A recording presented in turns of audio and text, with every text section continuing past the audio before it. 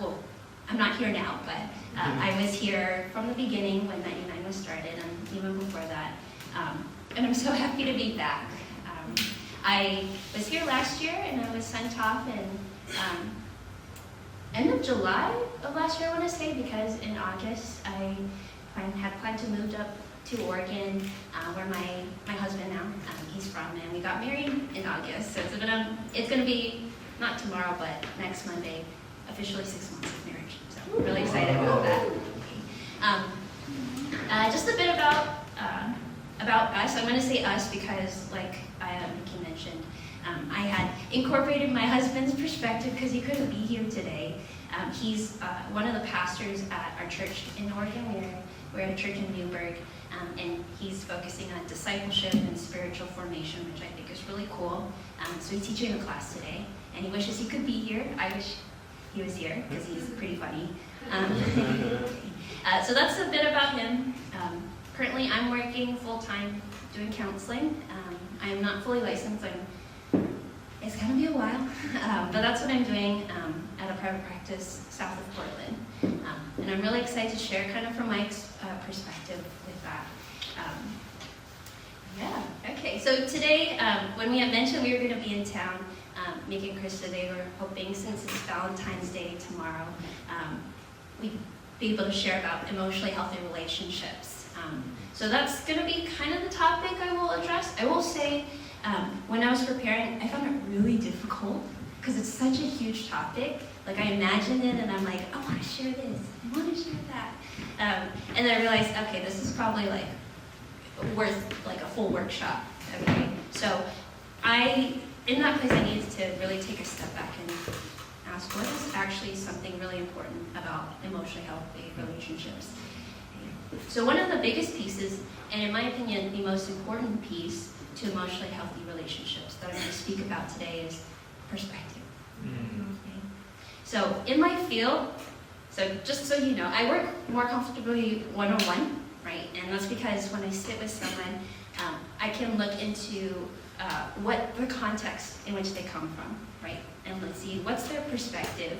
And a lot of the work that I do is actually pointing out what their perspective is and seeing if we can widen it.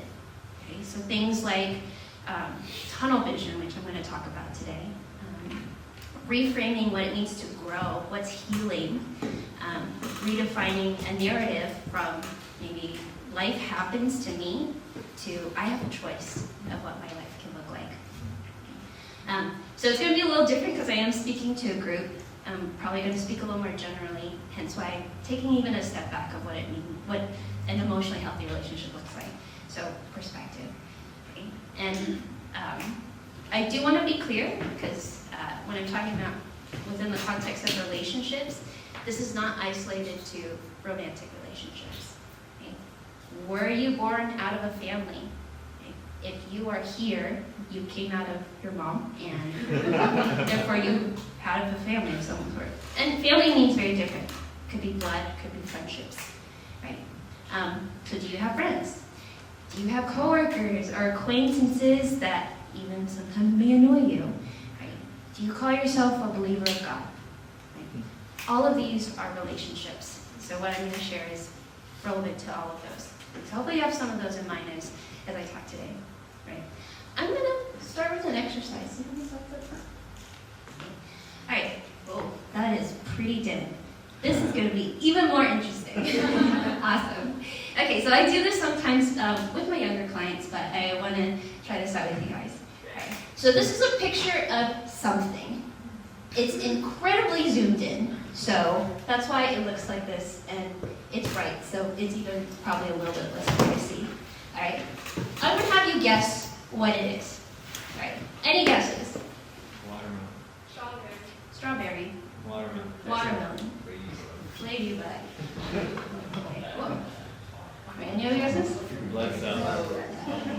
You guys sound so unsure. I wonder why. All right. Let me help you out a bit. Okay, we're gonna go to the next slide. We're gonna zoom out a bit. Is that helpful? Any strawberry? Flower. Flower. Strawberry jam. Did you say jam? Is that a pie? A pie. Oh. Huh. You guys are a little louder now. I'm hearing a little bit more confidence in what you're sharing. All right, another one. How about now? Hamburger! Oh! Hamburger! Anyone like to see it now? Who's hungry? Anyone want to shout? Hamburger? All right, we'll do another one. Big Mac. Big Mac. All right, and then the last one. Okay, it is a hamburger. Who called it first? I'm wondering. Oh, come back there. Good job.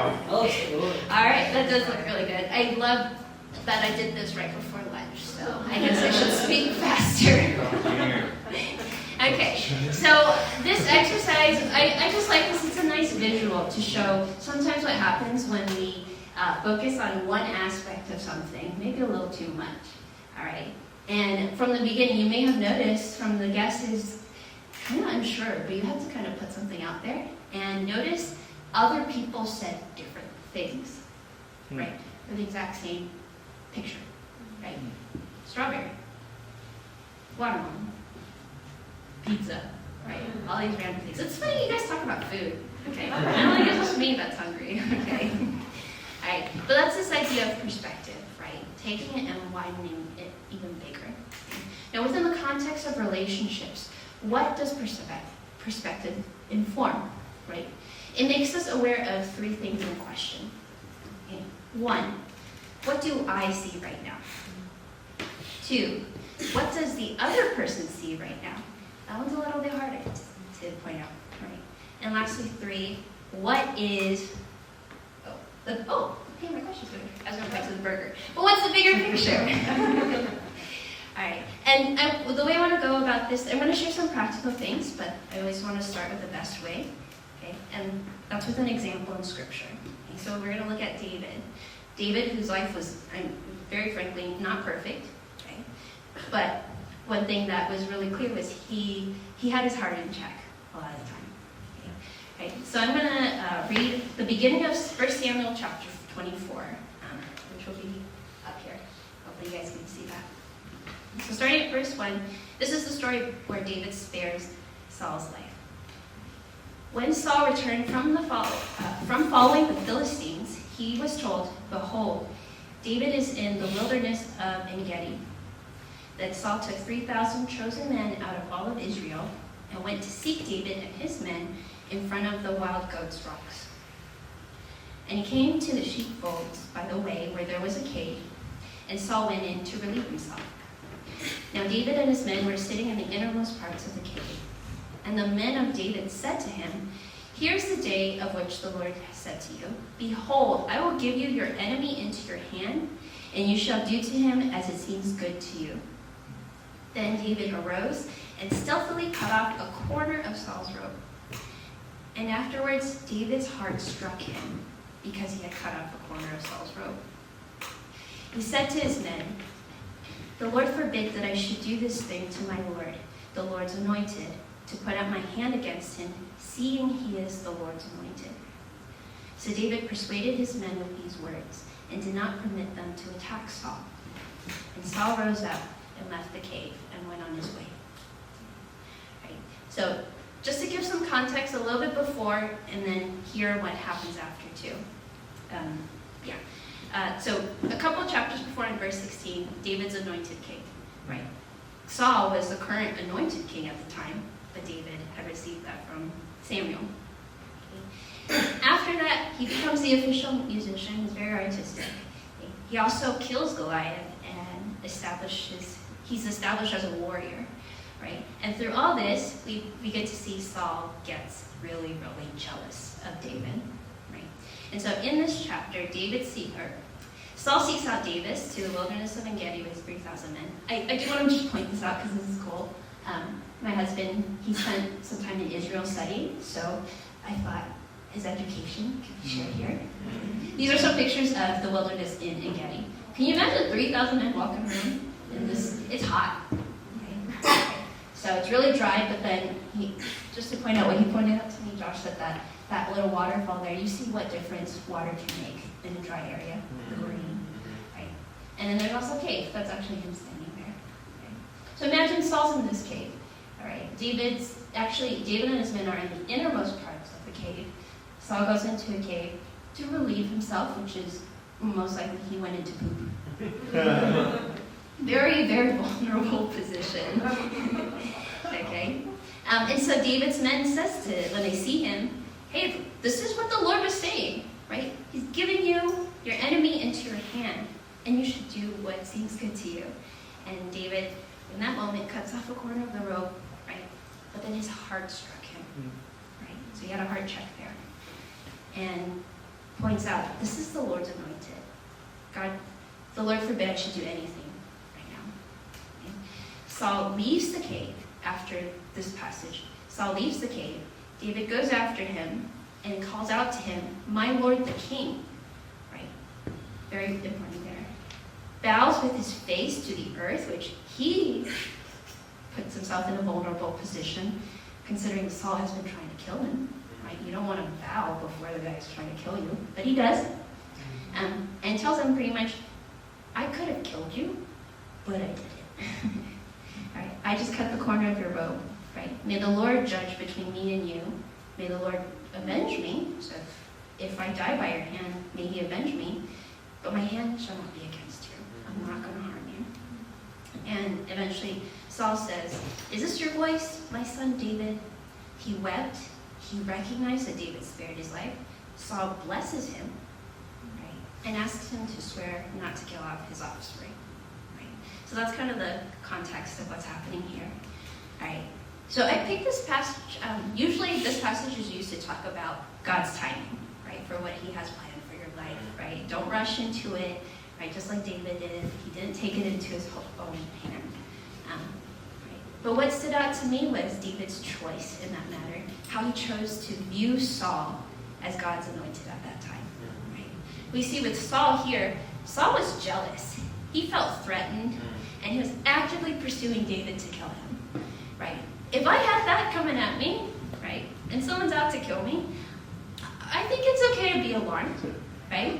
I think it's okay if something were to happen that I want to fight back, right? I want to disarm my opponent in self-defense, right? I think those you could reason that's probably justifiable, right? And so in that moment, David could have taken Saul's life, right? He knew previously by God had told him, you're going to be anointed as king, right? So that could have been the moment where it's like, God, you're giving me the green light. You're giving me the green light to do something, right? And if he did kill Saul in that moment, that would have stopped the fighting. I think that's a pretty good reason, right? But as we see, David's heart struck him. Right? He had a heart check, and once that happened, he pivoted his perspective from Saul, the enemy, to Saul, the Lord's anointed. Wow. How hard is that in that moment? Okay, right? And so his behavior reflected this pivot. Okay? And he did it a different way by honoring what God had planned for the both of them, right? Not just for him, but for the both of them, right? And Saul is the current king. His time would eventually come at the right time. Right? So I love this example because David keeps a higher perspective, God's perspective, and by honoring what God saw in Saul, right? And he used that as his compass, his lens to guide his behavior, right? So that being the example, right? How do we keep a higher perspective when we see someone possibly as an enemy, right? And maybe you're not out to kill people. I really hope not. Okay. Although sometimes maybe if you're in an argument, you're really tempted to. Okay. Okay. So how do we choose to see another person who thinks, feels, acts differently from us, and how do we choose to respond? Right. I think that's really hard these days, especially with cancel culture. Right. And I want to point out that accountability is really important. Well, what's the line between keeping someone accountable and completely cutting them off? I think we're missing something there. Okay, right? So kind of going back to my main points, just some things I want to elaborate on, right? Those three questions that I point out. What do I see? What do they see? What's the bigger picture, right? So just to address these individually. First question, what do I see? Right? I want you to ask yourself, in those tough moments, what do you see in yourself? Right? Maybe you're talking to your parents, and I don't know about you, I'm going to be the first to say, I have a hard time talking to my parents, especially being an adult when my parents sees me as a kid, right? And I always have to kind of check myself and say, okay, how do I not be frustrated? How do I regulate myself? Right? What do you see in yourself in those tough moments? Right? What are you aware of within yourself? Right? Just like David did, he had a heart check, right? Where's your heart at? Right? One thing I do want to point out, this is something I share with all my clients. It's good to communicate emotions, right? You know, check in with your heart, your feelings, your emotions. They're good things to point out, right? And that's because emotions describe your inner experience in the moment. It's not the whole picture, right? But it is a valuable part of a picture of what needs to be recognized, okay? So they describe your personal inner experience, which is why one event can happen, and yet two people can feel very different about what happened, all right? But where sometimes we can get kind of a little messed up there is, I don't know about you, how often in those moments do we feel like we need the other person to feel the exact same way as us, right? But that's not what emotions are about. They're your personal emotions, okay? Right? So check, what's yours? What's your emotions in those times, right? Maybe you have a memory in mind that might have been challenged. Something to think about, right? The other thing is, what do I see? What do I see in the other person, right? This example with David, right? Do I see an enemy in front of me? Or do I see, in his case, do I see the Lord's anointed? When I took my couples counseling class in grad school, he shared, one of my professors, really great guy, really straightforward, he shared a really important thought. He said, one of the biggest ways you can destroy a relationship is by always making the other person wrong. You can destroy a relationship by always making the other person wrong. Right? Imagine what that would be like if that was a consistent thing, trying to make another person wrong. I think that's a very opposite picture of what our covenant relationship is supposed to look like with God. Right? And our relationships that we have here need to reflect that.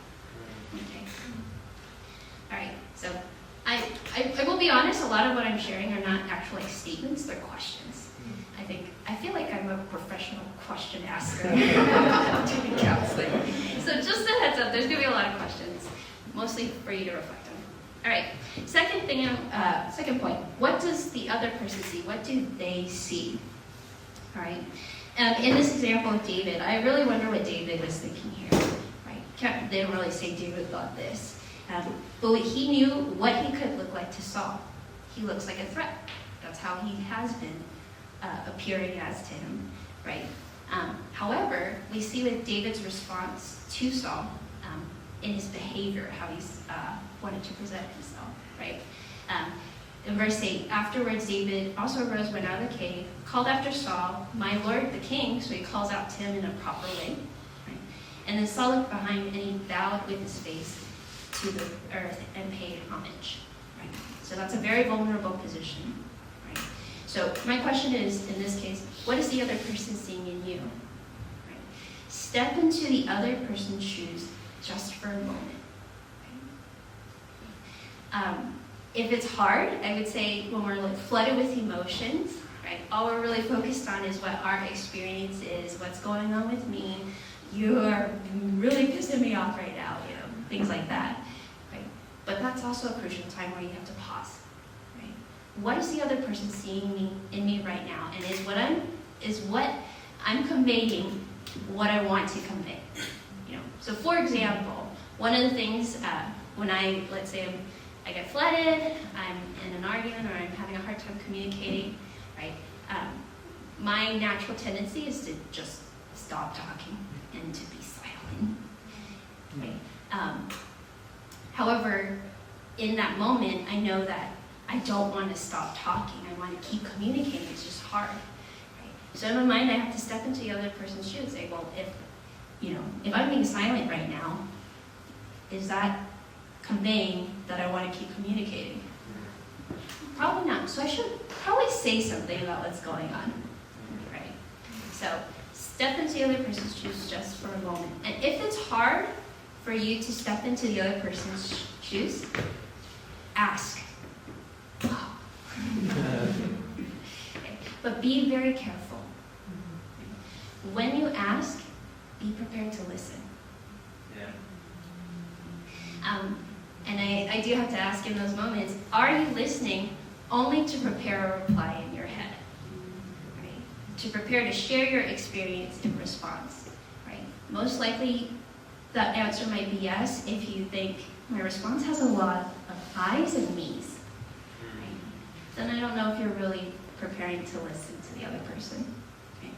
Is your stance defensive or is it curious? Right? That's something I really point out with a lot of my clients. Okay? Changing it from a stance of judgment, a lot of times to ourselves, and then switching it to just curiosity. Yeah. Right? And that's because curiosity reduces assumptions of what you make in those moments. Okay? So be curious. Right? Something, I guess, really practical. This is something that my husband Josh does, and he wanted to point this out. If you eventually meet him, he's a really great guy, really friendly, but he's a verbal processor and he loves to share. I'm very opposite. I will listen and not say a word for a really long time. Okay? And so in those moments where we try to communicate and he wants to listen, but it's hard for him because his mind's going like 1,000 miles an hour, what he does practically is he actually, when he thinks about something, he wants to eventually share, but he knows it's not the right time, he crosses his fingers. And then just, like, he's not like pointing it out, he's just keeping it to the side. As for him, a physical reminder that, oh, I had something that came up, but I'm going to still give you the space. I want to listen to you and not interrupt you. So he does that, and then eventually he'll look at it and he'll be, oh yeah, I wanted to share this, and he'll share. So that's his tip. All right. Lastly, what is the bigger picture? Right, so spoiler alert, I'm going to talk about what happens after what we shared in David and Saul. Right? So 2 chapters later, right? So this whole experience in chapter 24.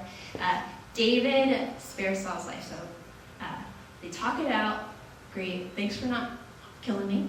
All right. Please don't hurt my offspring. All that stuff. Right. 2 chapters later, do you know what Saul does? He tries to kill him again. Right? So the second time here where he's coming after David. Right? But David does the exact same thing. So in 26:9, David tells Abishai, which is someone that was hanging out with him, says, "Do not destroy him, for who can put out his hand against the Lord's anointed and be guiltless?" Right? So he says this again. He still points out Saul is the Lord's anointed. Who can harm him? No, do not destroy him. Don't hurt him. So he's telling other people, right? I would feel like in this situation, if I was David, and I'm not David, so my response might be a little different. You know, kind of that phrase, fool me once, shame on you, fool me twice, okay? I think I could do something here. But David was not fooled. And do you know what happens? Saul accepts responsibility. Saul says in verse 21, "I have sinned, return my son David, for I will no more do you harm, because my life was precious in your eyes this day." Wow.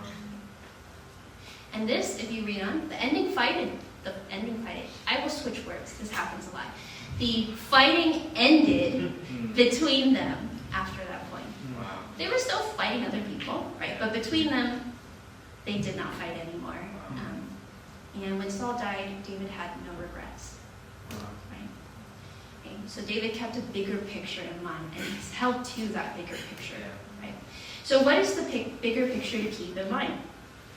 What do you continue to hold on to, even when in the moment it's incredibly challenging to see someone not as an enemy out to get you? Right? So an illustration that I love about bigger pictures and coming together, any of you guys seen the movie Encanto? Yes. Very nice. as Lydia Bruno. He's such a good character. I love Bruno. All right, I love this movie. It's a beautiful example of generational differences and struggles. I won't spoil it. I really, really want to, but I am not going to, just in case someone has not seen it. Hopefully after I talk about this, you're curious enough to see it. But this is, I will speak very generally here. All right, what I love about this illustration that struck me, and when I say struck me, I would clarify I was more like bawling at this point. It was a conversation between the main character, Maribel, and her grandmother. And it was their conversation recognizing what their personal perspective was and what they were fixed on, right? And then taking a point to recognizing, okay, what's the other person's perspective, right?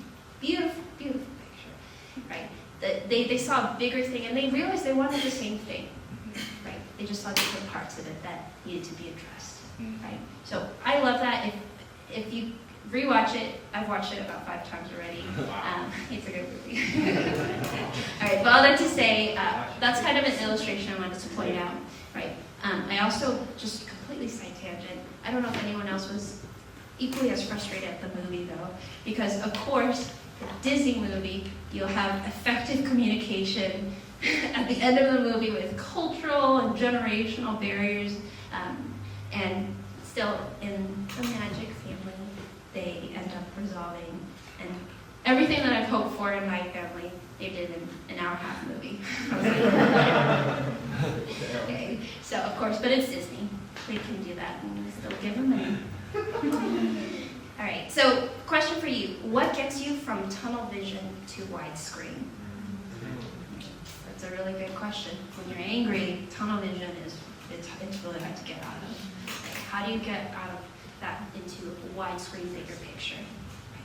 I personally, in terms of my work, I keep a family systems perspective, meaning that it's not that I don't work with families or work with individuals and see from their context, their perspective, what are the different systems involved. And so when I work with couples, I emphasize a huge point from the beginning, and I re-emphasize it constantly. I tell them, the person is not the problem is the problem. Right? Once you make a person a problem, you give up and you can't go anywhere because you give up any type of responsibility that you may have in the part, right? But the problem is the problem. You're obviously involved, right? So practically, what does this look like to keep a bigger perspective? All right. If you have someone in mind, I just want you to think about mentally and maybe even physically, where are you seated in your conversations with them? Let's say you're having a conflict with someone. Are you seated across from them, ready to present your side? Or are you seated next to them, knowing that you're going to talk about it, but figure it out together? Okay. Another visual, something that I've done with clients, there's this thing called family sculpting. If I had a family in the room, I would actually have them do this, but I work with a lot of individuals. And so what I do is, with an individual, I pull out all these different little figurines. I work with kids, so I have little stuffed animals and little dolls and stuff. But I pull this, and I do this with adults, okay? But I pull them out and I ask the individual, can you arrange these little figurines? First, assign each figurine a person in your family, right? And then arrange each figurine to represent what it was like to be, if you guys were all in a room, what would your presence, demeanor, stance look like if you were all in a room together? Just a representation. So I'd see things like they'd have 2 people right in front of each other, looking at each other, but nothing else. And sometimes that represented a very combative relationship that they observed, right? Other times they may have another person in the corner, faced away from everybody. Maybe they had a family member that was distant and uninvolved. Right? Sometimes I've seen individuals who are in the corner, but facing everybody as an observer, but uninvolved. Right? So just having that type of exercise really brings into like a bigger picture of just what are you observing, right? But one thing that's really telling, and it happens very consistently, is afterwards I ask, okay, what would you do? How would you arrange this? What would this look different if you arranged it in the way that you would hope? And from what I've seen so far, it's always usually not two people looking at each other and no one else. Right? Not, let me just throw myself out of this picture. Most people want to stay in connection and relationship, even though it's hard. Yeah. And they'll arrange all the members in a circle facing each other. Right? And when I ask them, because these are like toys, they're not actual people, and then I ask, what are they doing? And they'll say, yeah, everyone's looking at each other, they see each person, and they acknowledge each other's presence. Right? That's a beautiful, bigger picture, and sometimes it's hard because the reality may not look like that. However, is that something we need to keep in mind? Because if we have that picture in our mind, not one of distance, but one of connection, right? Our posture will change, right? Even if the other person's doesn't, ours makes a difference, right? Okay, so just some helpful tools I want to share, right? First off, anytime you need help to see what's in front of you, what does God see? Right? Psalm 139, 23, 24. It says, search me, O God, and know my heart. Try me and know my thoughts. And see if there be any grievous way in me, and lead me in the way everlasting. Right? Here, the psalmist is asking God, or more like crying out to God, hey God, show me what's in my heart. Yeah. See what I'm thinking? Try me. Know my thoughts. I want you to know my thoughts. Show them to me. Right? And lead me in the way everlasting. That's a bigger picture statement. Right? What's the pathway to the everlasting? Right? That last versus a stop sign stuck in tunnel vision. Right? So in those moments when you need help seeing what's in front of you, ask God. Go to Him in prayer. Right? And ask the Holy Spirit to intervene. Show me, God. All right. The next tools, these are incredibly super practical. I love them. I swear by them.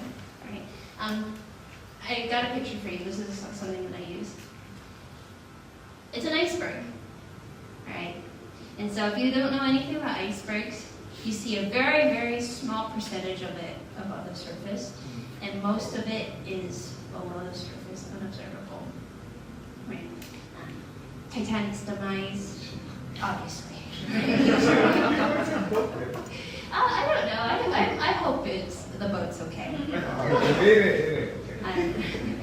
Okay. So I like this visual because bigger picture. Right. When we look at the tip of the iceberg, right, anger is up there. Right? And that's because anger is one of those emotions which most likely you can point out to yourself or someone else can point it out to you. Right? But oftentimes when we feel angry, we don't really see a lot of the other things. Right? We don't see the harder emotions that are honestly sometimes not even visible. Right? How do you show someone that you're vulnerable or you feel vulnerable in that moment? Right? How do you show someone that maybe you feel guilty about what happened? How do you show someone that you're feeling insecure? Right? That one's one that we probably don't want to show people. Yeah. And yet it's sometimes very, very present. Right? All this to say, okay, if we're responding out of what's on the tip of the iceberg, you can only go so far. Right? For me, when I talk about my iceberg and I show that top, I'm completely shut down. That's all I'm showing. I'm freaking out, I'm flooded, and I don't really go anywhere. Right? The conversation kind of stops if I stay there. Right? However, if I, like I mentioned, what David did, do a heart check, what's beneath the surface? That's a little bit more vulnerable to share, yet so crucial to what I'm feeling in the moment. that's something that I need to speak out. Right? And it's hard, because in that moment, when you're feeling vulnerable, it feels like everything's on the line. What's the other person going to do? Right? And yet, how important it is to convey that to another person. Right? So again, what's the bigger picture? What's going on with you? What's below the surface? Right?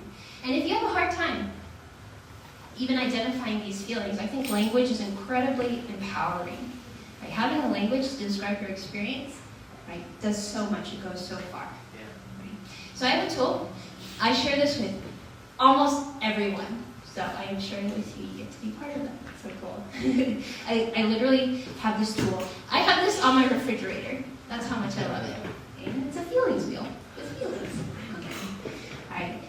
In the middle circle, and there's so many out there, I would say just find one. I have one with cute faces too, with like little happy faces, and they're little tiny. Mickey has a copy, he loves it. I love it too. I have flashcards too, they're awesome. Okay, but this is a little bit different. So in the middle circle, sad, joyful, peaceful, powerful, mad, scared. These are probably ones that, again, you could, if you felt that way, it's pretty easy to describe. Right? Those can be the words that maybe you used in childhood. I just feel really sad. I'm really mad right now. However, there's so many other words that we can use to describe our experience. Yeah. Right? And one thing that's interesting is some of these can happen at the same time. Sometimes I pull this out and I'm like, no, you're feeling overwhelmed. Overwhelmed isn't really a feeling. It tells me you're feeling a lot. And I pull this out and I ask someone to point it out. And they'll point out like 6 or 7 different feelings. I'm like, oh, that's what you mean. Okay. So it's really helpful. And I use this personally. Let's say, like I mentioned, when I'm flooded, I shut down. I don't really know what to say. Josh will take this off the fridge, he'll put it in front of me, and he'll say, what are you feeling right now? And I'll point out. And what he found was really helpful was I would point out very opposite feelings. Right? For example, at one point I pointed out excited, I pointed out what else? Proud, and then I pointed out anxious, insecure, scared, miserable, all those kinds of things. It's like, oh, no wonder you're just sitting here not saying anything. Okay. So I love this resource here, but just having another thing to share with you guys if you have trouble with knowing what to point out. Right. I'm going to end with a personal story. Okay. So last year, I mentioned July was when words are escaping me right now. I will say this was a really tough moment, so bear with me. Last year in July was when I moved up to Oregon, right before we got married. And I'm sharing this because this was a really tough moment, but also one that created a even deeper connection between Josh and I. So it was the last week I was here in San Francisco before we were going to drive up, and we had been non-stop packing. He was helping me pack up my stuff. So we were non-stop packing, except to do schoolwork because we were also both in grad school. Really stressful time. I don't recommend doing all that before getting married. And so this was literally the night before driving up. And the next morning we were going to take the van and drive up 10 hours to Oregon. And so we had been packing, we stopped and took a break. Right? And so I was sitting on the couch, and I look at all the boxes around, and for the first time I noticed it felt really cold in that room. It felt cold because there was a lot less stuff in it. But it also hit me that I was just feeling so much in that moment, because I was thinking about how my life would already start to look so different the very next day. And I'm leaving, this is my childhood home. So I'm framing this really, really heavily because it was a very heavy moment for me. And so in that moment, I did, like I mentioned, what I normally do when I'm feeling all the feels. I am completely silent, and then a full-on flood of tears, right? And so the next thing Josh did was what any loving future husband would do in that moment. he got frustrated at me. Don't worry, I'm not trying to roast him right now. He would agree with me that this was a really good moment. Okay, I'll get there. All right. So, but let me just paint what he saw. Okay. In that moment, what he saw, he was pretty frustrated because he thought I was second guessing. Okay. We had been discussing where we wanted to live. Would we be here? Would we be in Oregon? And he was honestly open to anything. And he wanted it to be our decision. So when I started to cry and really break down, he thought I was regretting it and I wasn't being honest about what I wanted. And so he was frustrated. He was really frustrated because he was really excited for us, and it looked like I wasn't in that moment. So very different views right there. And so what ended up happening in this moment when he got frustrated, it got really tense, and he did say something very mean to me. And I'm not roasting him. He would admit this. If you asked him, he would agree. Okay. Right. So I had to decide in that moment because, oh my gosh, it was so challenging. I was crying so hard from that conversation, but honestly more so about everything that I was feeling in that moment. Right? And the timing of that just really sucked because this was the night before we were going to drive up. So I had to choose what to do in that moment. Do I fight back because he said something mean? Or do I take a really, really hard pause to see what he sees?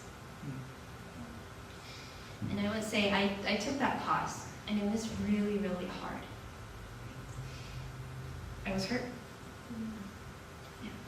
But I had to hold to that bigger picture, and I knew that this is my future husband. I know he loves me. And I had to say, okay, I know he loves me. Why is he frustrated right now? Why would he say something that hurts? And then I saw, wow, he must be struggling too, seeing me like this. It was hard for him to see me struggle, and he didn't want that. He wanted me to be excited and happy. Right? And that's what I brought up in the moment. That's what I spoke into.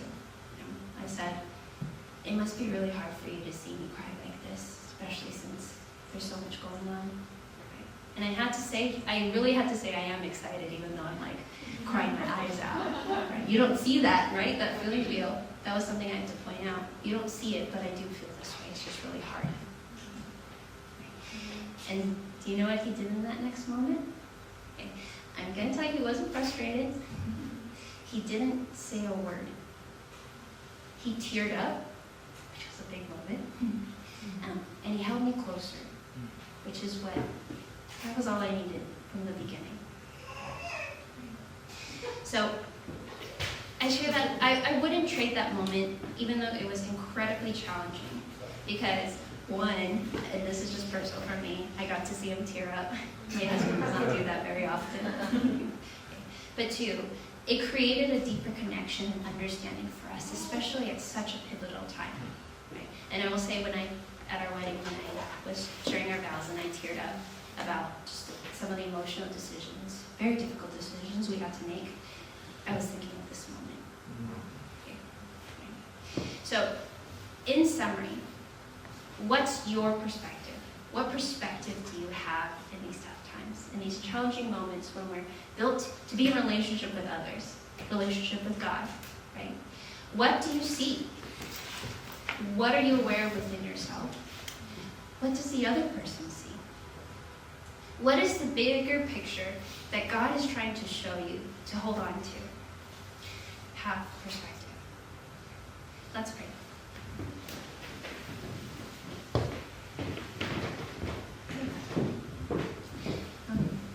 God, I just thank you for reaching out to us constantly. Lord, you created us to be in relationship with you. Right? And you've mapped out for us what it means to be committed to you in covenant.